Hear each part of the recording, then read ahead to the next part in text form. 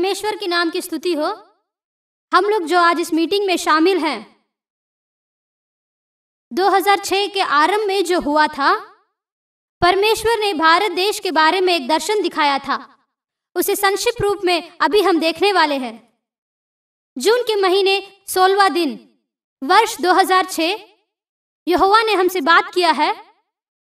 मिस्र में पारोन को जो दिया था एक सपना, उत्पत्ति के पुस्तक 41 अध्याय में, जिसके द्वारा प्रभु ने बात किया, 2007 से लेकर 2020 तक जो है, पूरे 14 साल भारत देश के लिए बहुत ही महत्वपूर्ण साल होंगे। पहले 7 साल आत्मिक आशीष के वर्ष होंगे। दूसरे 7 साल आत्मिक रूप के एक बहुत ही बड़े मुसीबत, एक प्रोसिक्यूशन साल की तरह होगा। आशीष के आखिरी ये 2013 के दिनों में हम लोग यहाँ पर आए हैं, ये विशेष बात है। पहले 7 साल, जिसका मतलब 2007 से 2013 तक होने वाले 7 वर्ष, ये जो 7 पौष्टिक पशुओं के समान है, बाइबल में लिखा गया है। ये जो पवित्र आत्मा के द्वारा आए हुए बहुत ही बढ़िया साल है। हर जगह पहाड़ टूटने की तरह जो है, पवित्र आत्मा के अनुग्रह और वर दिए जाएंगे। सभी कलीसियाओं में ये दिखाई पड़ेगा। सेवकाई के लिए हर एक जगह में द्वार खोले जाएंगे। छोटे बच्चों से लेकर प्रभु सेवकाई में बहुत ही बढ़िया रूप काम करेंगे। सेवक लोग जिस जगह में आज तक वे नहीं गए हैं, वे सभी जगह में वे चल पड़ेंगे। स्वप्ने और दर्शन अधिक होते जाएंगे। सरकारी अधिकारी लोग, राजनीति अधिकारी लोग भी बाइबल वचन सिखाने वालों को साथ देने वाले बन जाएंगे। विश्वासियों का गिनती पूरे भारत देश में, उत्तर और दक्षिण भारत में, दाहिने और बाएं तरफ जो है, बढ़ने लगेंगे। सभी कलीसिया में ये बढ़ोतरी दिखाई देगी। कलीसिया के 5 प्रकार के सेवकाई में एक बड़ी बढ़ोतरी ये पहले के 7 साल दिखाई पड़ेंगे। बाइबल अनेक भाषाओं में लिखी जाएंगी। इस तरह अनेक विषय ये पहले 7 साल दिखाई देंगे। सेवक लोग दक्षिण भारत से अधिकतर उत्तर भारत की ओर चल पड़ेंगे। आज के दिन मार्च पास्ट में जो घोड़े शामिल हुए थे, इस तरह दक्षिण भारत से उत्तर भारत गए हुए थे। उत्तर भारत में अपने आप को समर्पण किए हुए हैं। लेकिन दूसरा 7 साल जो है, इसका मतलब 2014 से लेके 2020 का वर्ष तक, यहोवा कहते हैं कि भारत देश के कलीसियाओं के लिए एक पछताव है। मसीह लोगों का स्वतंत्र छीना जाएगा। हर एक लोगों को घबराने वाले अनेक संभव देश में होगा। अनेक कलीसियाओं के नेता खूनी गवाही के रूप में मर जाएंगे और इसमें छोटे बच्चे ही बहुत अधिक शामिल होंगे। आराधना करने का स्वतंत्र मसीह लोगों से छीना जाएगा। इसीलिए विश्वासी लोग विभिन्न जगह में दौड़ पड़ेंगे।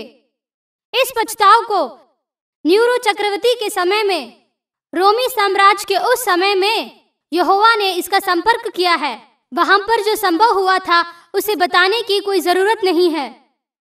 ये जो पछताव 7 साल तक चलेगा, इन समयों के लिए कलीसिया को अपने आप तैयार होना चाहिए।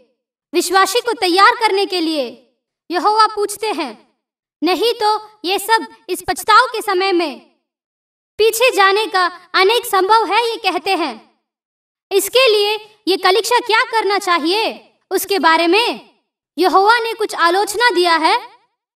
उत्पत्ति के पुस्तक 41 के 21 में जिस प्रकार कहा गया है, यह आशीष के सालों में हम देखने वाले एक भी अच्छा आशीष नहीं छोड़ा जाएगा। ये 7 साल ऐसे ही बीत जाएंगे। ये जो बाकी निर्बल 7 पशु हैं, पछताव के 7 पशुएं 2014 से लेके भारत देश में प्रकट किए जाएंगे। आशीष का कोई चिन्ह भी नहीं होगा। देश बहुत अधिक पछताव के अंदर चला जाएगा।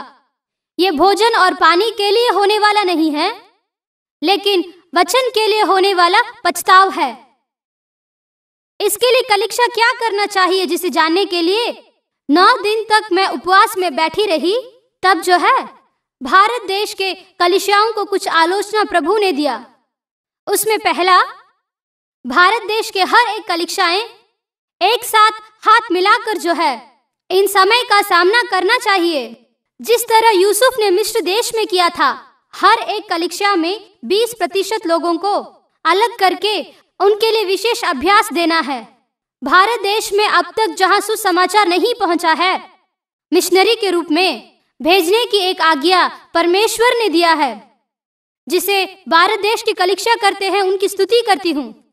इस तरह अभ्यास देकर भेजने वालों को हिल हॉर्सेस ऐसा नया नाम प्रभु ने दिया है।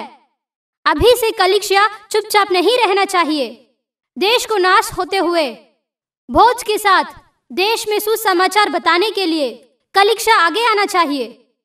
20% लोग आवश्यक उन्हें अलग करके उन्हें भेजना है। जहां पर सुसमाचार नहीं पहुंचा है उन्हें भेजना है। इन आज्ञा का पालन जो कलिका नहीं करते हैं, यहोवा कहते हैं कि परमेश्वर का क्रोध उन पर आएगा। इस योजना में तमिलनाडु के लिए पहला स्थान है करके यहोवा कहते हैं। तालियां बजाकर स्तुति करिए। कन्याकुमारी से लेकर कश्मीर तक जाने वाले एक ज्योति इस तरह कन्याकुमारी से प्रकट होगा। वह ज्योति हर एक राज्य में फैलकर कश्मीर तक जाने वाले एक दर्शन को जो है यहोवा ने मेरे सामने दिखाया।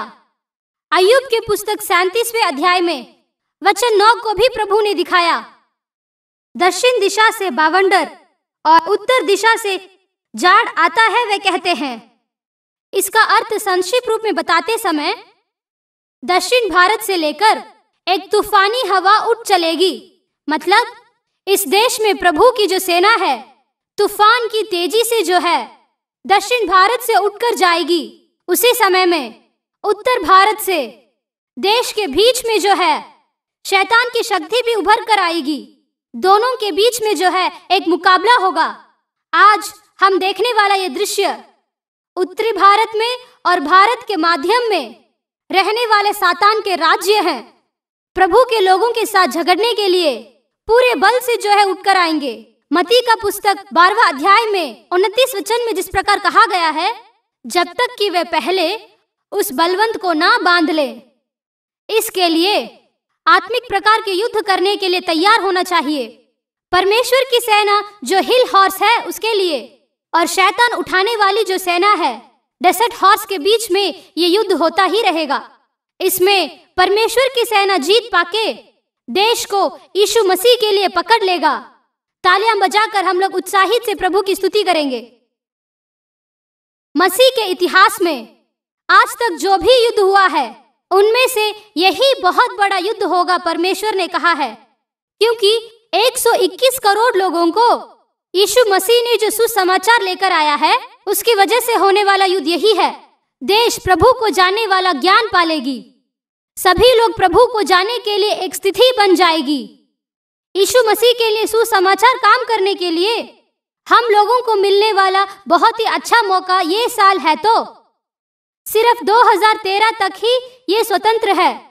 ये देश में होगा जिसे मैं दोबारा आप लोगों को याद दिलाती हूँ। इसीलिए देश में यहोवा चाहते हैं कि एक रीशफलिंग हो जाए। दक्षिण भारत में अधिक रूप से दिखने वाले मसीह के लोग उत्तर भारत की ओर जाना चाहिए। उसी समय वहां से झुंड झुंड से लोग प्रभु लोगों को दक्षिण भारत लेकर आते हैं, जिसे हम देख सकते हैं। परमेश्वर का सही प्रकार के ये दर्शन को और ये योजना पूरा होने के लिए हम आज के दिनों में देखते हैं। इस प्रकार सुसमाचार के सुचाव के लिए दक्षिण भारत से उत्तर भारत की ओर जाने वाले लोगों को मैं आशीष करूंगा, वह वहां पर बढ़िया रूप से जिएंगे। इस तरह प्रभु ने कहा। 2007 से लेकर 2013 वर्ष के अंतिम तक सभी कलिकाएं और सभी मसीह के लोग सुसमाचार सुनाने के लिए यहोवा देने वाले साल हैं। उसके बाद में भारत पाप से और शैतान के हाथों से छुड़ा हुआ एक देश माना जाएगा, जिसे प्रभु ने कहा है। जोर से तालियां बजाकर प्रभु की महिमा करेंगे। इसके लिए कलिका करने वाले कुछ काम हैं। ये पौष्टिक सालों में जो है देश में उगने वाले अधिक उपज को उसमें एक भाग को हमें बचाना चाहिए। उसी के कारण पछताव के समय में हम बच सकते हैं। सिर्फ भारत देश में नहीं, दुनिया के अनेक देशों में भारत देश की ओर भोजन और अनेक दानों की खोज में उन दिनों में आएंगे करके प्रभु कहते हैं। भारत को एक बहुत ही आशीष रूप के देश बनाने के लिए यहोवा ने निर्णय किया है। हालेलुया। उसके सारे चिन्हों को अभी हम लोग देख रहे हैं। यहोवा की महिमा हो जाए। तुरंत जो कार्य यहोवा ने करने के लिए कहा है, हर एक कलीसिया विश्वासियों में 20% को अलग करके कार्यालयों में छुपा कर रखना चाहिए। कार्यालयों में मसीह के लोग सच्चाई से और धर्मी से आज्ञाकारी होकर काम करने पर वह यीशु मसीह के लिए गवाही रूप बनकर अनेक लोगों को उद्धार की सुसमाचार के अंदर लेकर आ सकते हैं। ये प्रभु ने कहा। भारत देश में हमने सुसमाचार का काम शुरू करके 2000 साल हो गया है। तोमा के समय में ये काम आरंभ हुआ है। एडी 42 से लेकर ये 2000 सालों से हमने जो स्ट्रैटेजी का पीछा किया है, यानी सुसमाचार बताने का तरीका, यहोवा कहते हैं कि एक बहुत बड़ा बदलाव चाहिए। इसका मतलब अभी से हम अधिकतर परिश्रम करना जो है मार्केट प्लेस इवेंजलिज्म, मतलब कलीसिया में हम बताने से भी अधिक कार्यालय में अपना सुसमाचार काम करना चाहिए। यही प्रभु का योजना है। इस तरह IAS, IFS और IPS, IAT समान सभी जगह में जहां भी प्रभु के लोगों को परमेश्वर ने रखा है, वहां सब वे लोग अत्यंत जाकर यीशु की उद्धार समाचार को बताना हमारा कर्तव्य है। आप जान लीजिए, इसी के लिए ये मीटिंग को हम लोगों ने रखा है। परमेश्वर ये 7 सालों के लिए कलीसिया के पासवानों को एक अच्छा उद्देश्य दिए हैं। ये 7 साल में आप सुसमाचार बताने के लिए विदेश मत जाइए। भारत में प्रभु को जिन्होंने नहीं जाना है, 121 करोड़ों लोगों के बीच प्रभु कहते हैं कि आप अपना ध्यान दीजिए। उसी समय में दूसरे देशों के लोग भारत देश में सुसमाचार सुनने के लिए आ जाएंगे। यूसुफ का उदाहरण भी परमेश्वर ने मुझे दिखाया है। इसके लिए एक बढ़िया एक्शन प्लान भी यहोवा ने दिया है। 2007वें साल में जनवरी के 1 तारीख से ये योजना को आरंभ करने के लिए एशकोल नेशनल हार्वेस्ट फेस्टिवल, यह उपज त्योहार के नाम से प्रभु ने इसके लिए नाम रखा है। इसमें 5 नहीं तो 6 झुंड के लोग तुरंत काम में लगने के लिए कहा है। ऑफिस विंग नामक एक झुंड 20% लोगों को इकट्ठा करेगा। दूसरा झुंड उसे अभ्यास दिलाएंगे, उनको कार्यालय में काम देकर बिठाएंगे। उसके लिए जो रिसोर्सेस है उसे भी ढूंढ कर देंगे। कार्यालय में रहने वाले सही तरह से काम करते हैं क्या, उसे भी वे जांच करेंगे। इसके लिए 24 घंटे प्रार्थना करके उनको संभालने वाला एक और झुंड भी है। इस तरह जाने वालों को 4 तरह का अभ्यास देने के लिए यहोवा ने आलोचना दिया। ये अभ्यास सारी कलीसियाओं की मदद से पिछले 6 सालों से इतने राज्यों में दिया गया है। कम से कम 790 बैचेस ये अभ्यास देने के लिए प्रभु ने अनुग्रह दिया। ट्रेनिंग खत्म होते ही एक घोड़े के समान देश को पकड़ने वाले तेजी से पवित्र आत्मा के अभिषेक के साथ वे लोग चल पड़ेंगे और ये लोग केर चार्डिस की कंपनी के द्वारा देश के अनेक भागों में काम में लगा दिए जाएंगे। उन लोग काम में लग जाने के बाद कार्यालय में उन लोगों के लिए एक अच्छा संगठन दिलाने के लिए यह एशकोल नेशनल हार्वेस्ट का फर्ज है। इस तरह दिल्ली में आए हुए हिल हॉर्सेस को आप देख सकते हैं और इस तरह मुंबई में भी इनके लिए अनेक तरह का ट्रेनिंग दिया गया है। ये जो KHRDC kingdom human rejuvenation and development centre, ये संस्था देश में एक सोशल रिवाइवल को लेकर आने का एक बढ़िया एम, यही उनका उद्देश्य है। इनके लिए ट्रेनिंग में शामिल हुए अनेक महिला को हम देख सकते हैं। मुंबई में होने वाले हिल हॉर्सेस के अभ्यास और उनके चुनाव को आप देख सकते हैं। मुंबई में कार्यालय में जो शामिल है उनको भी आप देख सकते हैं। मुंबई में एक साथ उनके संगठन को आप देख सकते हैं। उस संगठन में विभिन्न प्रकार के एक्टिविटीज वे लोग करते हैं। अपने व्यक्तिगत जीवन को भी परिचय करते हैं। उनके लिए महीना में एक बार नहीं तो साल में कुछ संगठन है, उस फेलोशिप में जो है बढ़िया तरह से काम करके और सुसमाचार बोलने वालों को इस प्रकार कई मेडल देकर उनका सम्मान करते हैं। 2013वें वर्ष में मैंने कहा था कि पौष्टिकता का वह आखिरी साल है। हालेलुया। उसके आधार में ही इस जगह में हम लोग एक साथ हैं। यीशु कार्यालय में यीशु, इस तरह ये योजना ही परमेश्वर की इस बुलावट का हमारा यही जवाब है। ये पूरे चेन्नई शहर में प्रभु के नाम को बताने के लिए आपके सभी संगठन में और कलीसिया एक साथ मिलकर बहुत ही जोर से ये बोलना चाहिए। इस तरह प्रभु की आज्ञा का पालन करके इस जगह में आने के लिए आप सभी को मैं धन्यवाद करती हूँ। इस योजना में हम पूरी तरह साथ देंगे, देश को प्रभु के हाथों में देंगे। आमीन।